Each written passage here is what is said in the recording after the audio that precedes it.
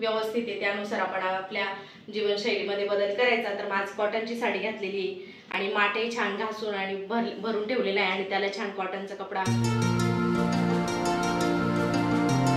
6:45 वाजले आणि आज दादू छान छान ने बस स्कूलसाठी रेडी झालेला आहे आणि चहा बिस्किट खातोय। आज त्याची सकाळची स्कूल आहे। बऱ्याच दिवसांनी त्याची आता अशी सकाळची स्कूल आहे। सॅटर्डेला असते पण बहुतेक आता त्यांची लवकरच अशी स्कूलचा टायमिंग होणार आहे। हे घड्याळ थोडं पुढे करून घेतलेले 10 मिनिटं, त्याच्यामुळे पुढे जाणवत आहे। आणि इकडे चहा वगैरे झालाय त्याचा। गुड मॉर्निंग बघा आपली छान छान। आज जोरात बोलता येत आहे, नाही तर बऱ्याचदा लवकर उठून शूटिंग जरी घेतली तर थोडंसं दबक्या आवाजात बोलावं लागायचं, कारण तो झोपलेला असायचा। कारण त्याची निवांत स्कूल असायची 12:30ला, मग लवकर उठून तरी काय करायचं, त्याच्यामुळे मग तो उशिराच उठायचा 8:15ला। पण आज लवकर उठून झटपट रेडी होऊन स्कूल असली की सांगावं पण लागत नाही। पुरज पप्पा पण रेडी झालेले आहे आणि आता दादूला सोडायला जातील। गेटची चावी घेतली का? दादू पण रेडी झालेला आहे। दादू पण निघालाय आता स्कूलला जाण्यासाठी। बाय बाय दादू। Bye bye.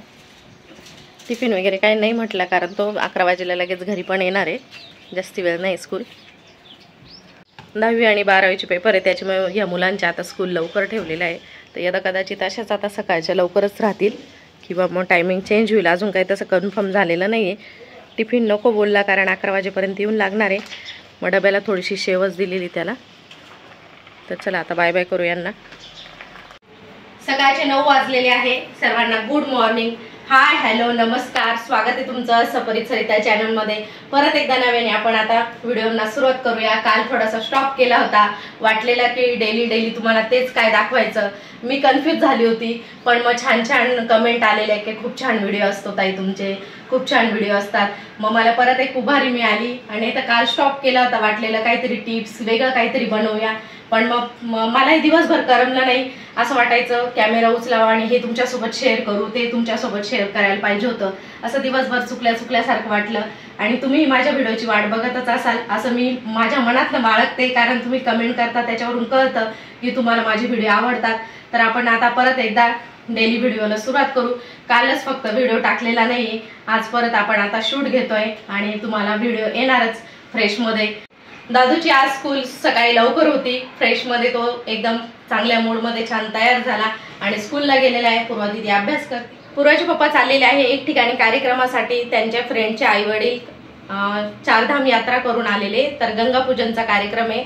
तर सकाळच्या वेळेत तिकडे जाऊन येतील आणि दुपारनंतर एक ठिकाणी त्यांना लग्नासाठी पण जायचं आहे, मग तिथे हजेरी लागेल आणि इथे हजेरी लागेल, त्याच्यामुळे आता सकाळच्या वेळेत तिकडे जाऊन येतील आणि दुपारनं मग तिकडे जातील। आज पूर्वा दिदी आणि मीच आहे जेवणामध्ये, तर बघू आपण आता आपल्या दोघींसाठी काय बनवायचं, कारण प्रतीक दादा पण त्यांच्यासोबत नंतर स्कूलमधनं आल्यावर लग्नाला जाणार आहे। तो सकाळी जाताना बोललेला पप्पा मी येईल तुमच्यासोबत, काहीसं असं रुटीन आहे। हे बघा पुरज पप्पा निघालेले आता गंगापूजनसाठी, त्यांना आता बाय बाय करू आणि येताना आपण आता पेपर घेऊन बाहेरून पेपर आणायचं आहे आम्हाला आणि आजचं डेलीचं सुरू करूया आपण आणि तुम्हाला फ्रंट पेजही दाखवते।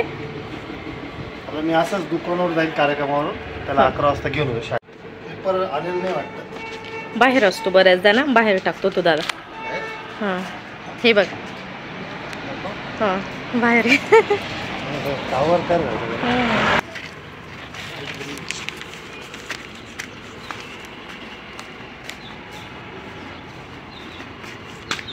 तर चला आपण आता पेपरच्या फ्रंट पेजवर नजर मारू। दिव्य मराठी, सोमवार 17 फेब्रुवारी 2025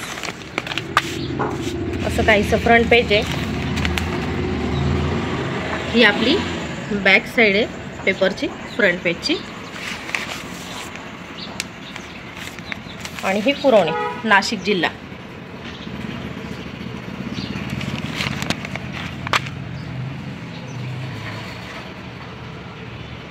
हे बघा, ही आपली पुरवणी आहे। तर चला आपण आता आपल्या रुटीनला लागूया।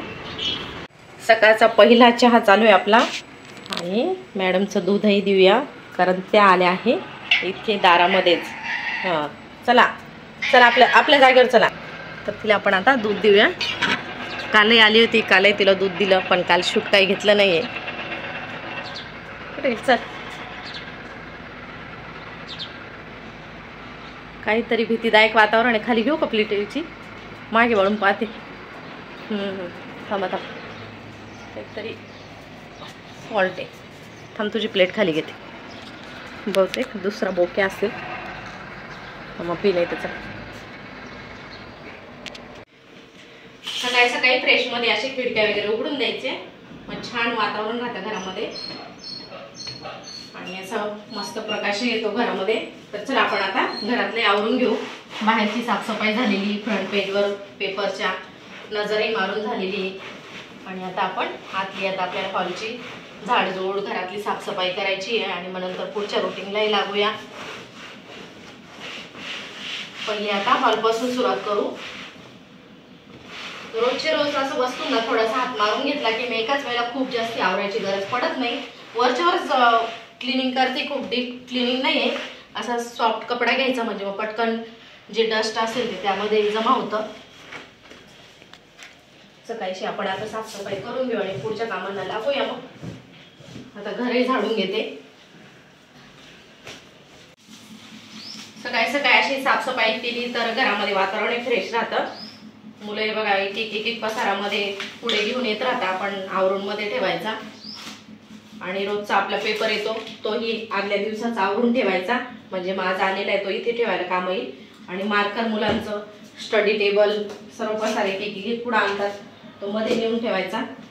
तर आज मी कॉटनची साडी घातलेली. आता उन्हाळा सुरू झालेला आहे तर आपण आपली ही काळजी घेतली पाहिजे आणि उन्हापासून आपला काय बचाव होईल किंवा मग उन्हाळ्यामध्ये आपल्या शरीराला काय व्यवस्थित आहे त्यानुसार आपण आपल्या जीवनशैलीमध्ये बदल करायचा. तर चला आपली अशी साफसफाई चालू आहे. सर्व साफसफाई करून घ्यायची. कालचा पेपर आहे तो साईडला ठेवून दिलाय आणि आजचा पेपर आता टेबलवर ठेवू. अशी काहीशी आपली सकाळी सकाळी साफसफाई असते. आता घरी झाडून घेते. सर्वीकडे एकदा हात मारून घ्यायचा. पुसून झाल्यानंतर मग घर झाडून घेते. असं काहीच रुटीन राहतं आपलं. तर आज मी कॉटनची साडी घातलेली आहे. तुम्ही बघू शकता हे बघा. कारण आता उन्हाळा सुरुवात झालेली तर मग असे कॉटनचे कपडे थोडंसं आपल्याला स्वतःलाही कम्फर्टेबल वाटतं आणि उन्हाळ्याचा त्रासही कमी जाणवतो. त्यामुळे माठही आता छान घासून त्याला कॉटनचा कपडा गुंडाळलेला आहे म्हणजे माठातलं पाणी थंडगार प्यायला मिळतं. शक्यतो फ्रीजमधलं पाणी पिणं टाळावं कारण ते असं आपल्याला लागताना थंड लागतं पण ते आपल्या शरीरासाठी काही हितकारक नसतं. तर मग माठाचा जास्त वापर करायचा आणि कधीतरी मग आपल्याला सरबत वगैरे बनवायचं राहतं त्यावेळेला लागतं आपल्याला थंड पाणी. त्याबद्दल नाही मी म्हणत. तर त्यासाठी बॉटल भरून ठेवायच्या पण मग शक्यतो माठातल्याच पाण्याचा यूज करायचा आणि अशी काही जी काळजी घेता येईल ती घ्यायची. बाहेर जाताना स्कार्फ वगैरे बांधायचा कारण मग उन्हाळ्यामध्ये कसं मग एक त्रास जाणवतं परत मग त्यावर आपल्याला मग इलाज करा हे करा त्यापेक्षा आपण अगोदरच काळजी घेतलेली कधीही चांगलं. तर चला आता मी घरही झाडून घेते.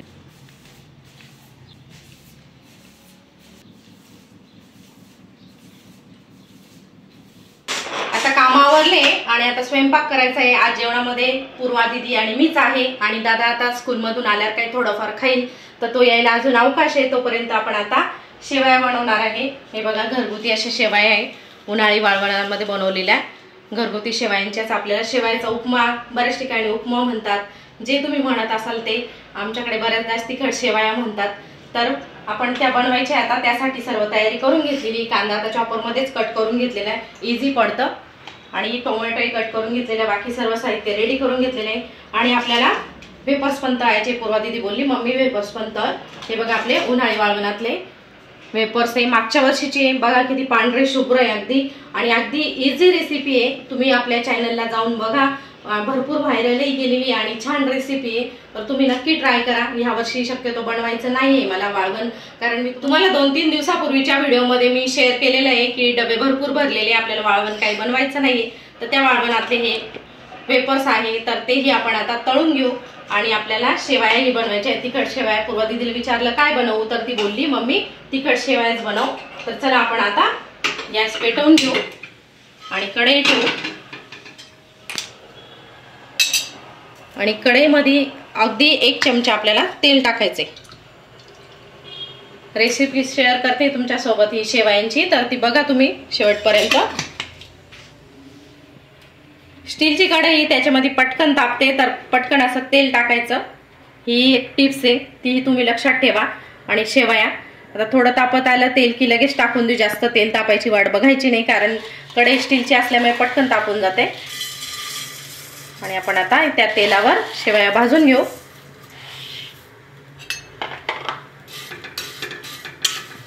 अशा भाजून घेतल्या ना मग त्या छान अशा मोकळ्या मोकळ्या तयार होतात, चिकट होत नाही. आपल्या जे शेवया आपण बनवतो ना ज्यावेळेला खायचं त्यावेळेला असं खूप चिकट लागत नाही, मोकळ्या मोकळ्या तयार होता. घरगुती शेवया तरी पण याचे शेवया खूप छान तयार होतात. हे बघा असं तेलावर आपण असं मस्त भाजून घ्यायचे. त्या फार नाही भाजायचे आपल्याला, कारण आपल्याला काही गोडाची खीर नाही बनवायची शेवयांची, त्यावेळेला ते चॉकलेटी कलरवर भाजायचे असतात. तीही टाकलेली आपल्या चॅनलला, तीही जाऊन बघा तुम्ही. तर हे बघा असं मीडियम गॅसवर आपल्याला असं अलगत हलवत आणि शेवया सर्व भाजून घ्यायचे आहे. शेवया हे बघा अशा भाजून घेतल्या आहे. अगोदर अशा भाजून घेतल्या ना तर छान छान मोकळ्या मोकळ्या तयार होता. त्याच कढईत आपण आता जास्ती तेल टाकून घेतलं आणि आपल्याला वेफर्स तळायचे आणि मग त्याच मध्ये आपल्याला नंतर फोडणी तयार करून तिखट शेवया उपमा जे तुम्ही म्हणत असाल ते बनवायचं आहे. तर आता वेफर्स तळून घेते अगोदर. आता या तेलामध्ये तेल तापलंय छान. हे बघा तेलात टाकताच एकदम फुलून येतात. इतके छान आपले वेफर्स झालेले आहे, त्याच्यामुळे टेन्शन नाही अजिबात. आणि आता वर्ष झालेले आहे त्या वेफर्सला तरी पण अगदी कुरकुरीत आहे. वेफर्स तळायला काही जास्ती वेळ लागत नाही आणि जास्त तेलही खूप गरम लागत नाही.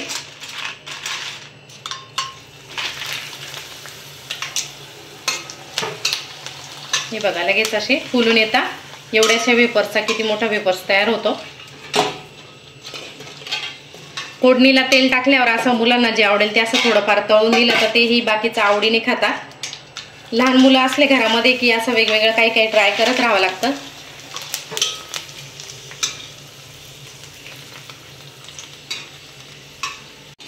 हे बघा वेफर्स तळून झालेले आपले छान पांढरे शुभ्र आलेले. आणि आपण आता एक्स्ट्राचं जे तेल आहे थोडंसं काढून घेऊ. जास्त तेल होईल, एवढं तेल लागणार नाही आपल्याला.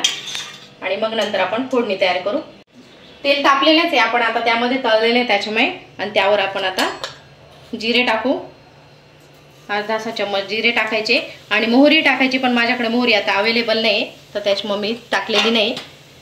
आणि त्यावर आपण शेंगदाणे टाकू. थोडेसे शेंगदाणे आपल्याला खरपूस करून घ्यायचे. शेंगदाणे तुम्ही आवडीनुसार कमी जास्त करू शकता. शेंगदाणे असे थोडेसे कुरकुरीत होऊ द्यायचे. आणि त्यानंतर आपण आता बाकीचं साहित्य टाकूया. कढीपत्ता टाकायचा आहे. शेंगदाण्याच्या अगोदर टाकला तरी चालतो, पण तो जास्त जळून जाईल त्याच्यामुळे मी नंतर टाकला आहे कढीपत्ता. आणि त्यावर आपण आता टोमॅटो टाकू.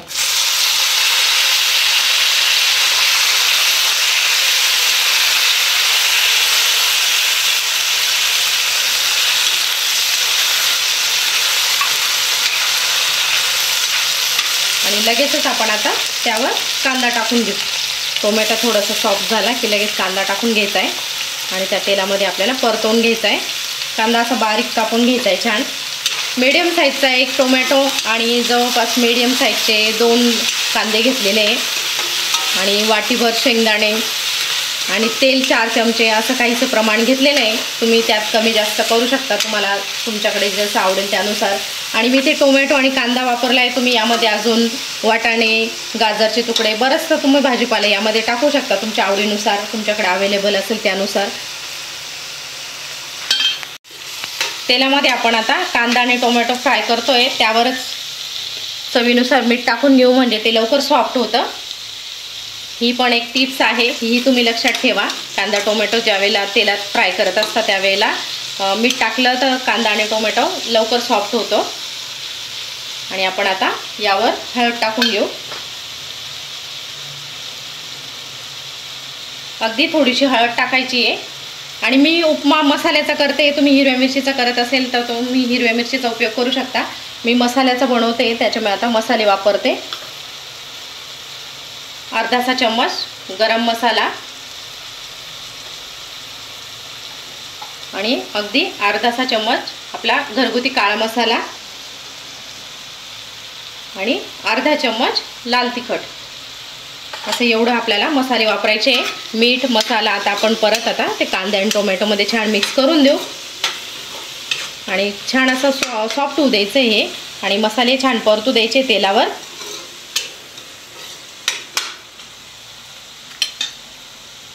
आणि यामध्ये आपण आता अगदी अर्धासा चम्मच साखर टाकू. आवडीनुसार तुम्हाला नसेल आवडत तर नाही टाकली तरी चालेल, पण छान लागतं अगदी, त्याच्याने अजून टेस्ट वाढते आपल्या शेवयांची.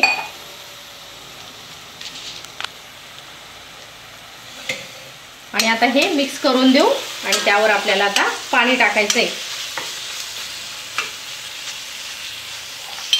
तर पाणी तुम्हाला जर जास्त कोरडे आवडत असेल तर कमी पाणी वापरा आणि असं थोडंसं ऑइली म्हणजे असं थोडंसं रसरशीत आवडत असेल तर जास्त वापरा. हे बघा आता पाणी वापरते मी, हा 1 ग्लास.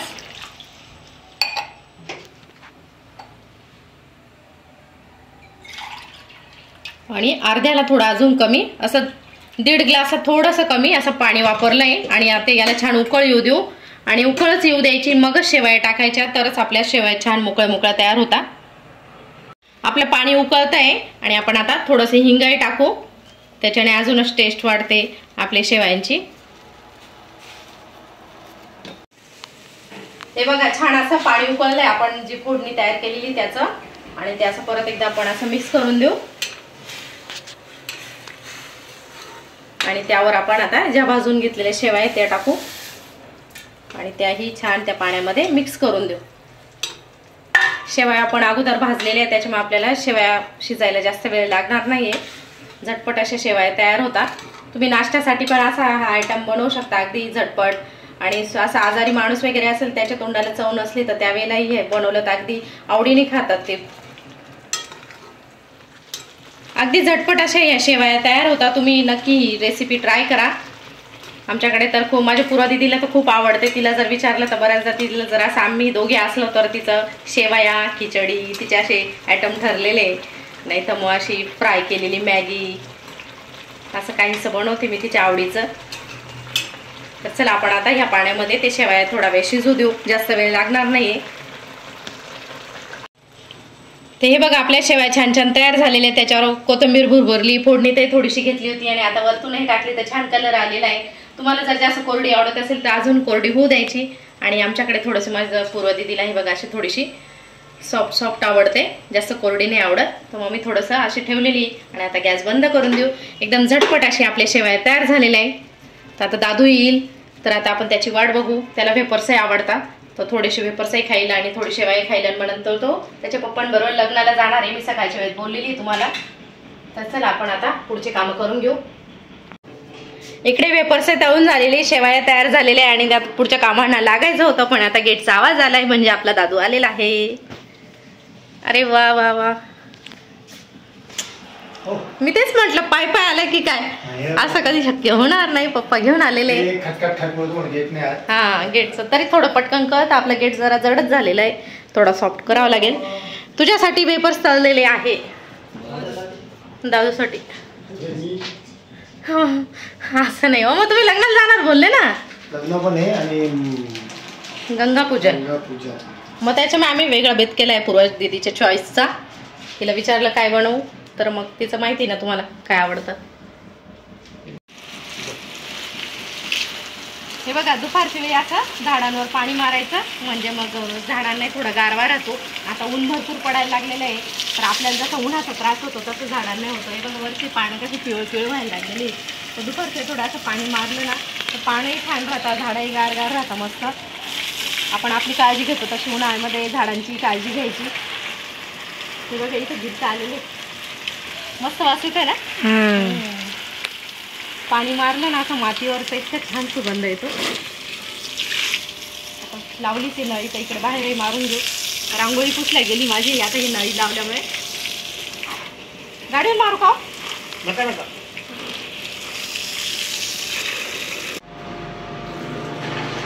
हे थोडेसे नाजूक झाड आहे ना, त्याच्यामुळे मग इकडे थोडे सावलीला ठेवलेले आहे. आणि ते तिकडे कारण उन्हात जास्त झाडं खराब होऊन जातात ना.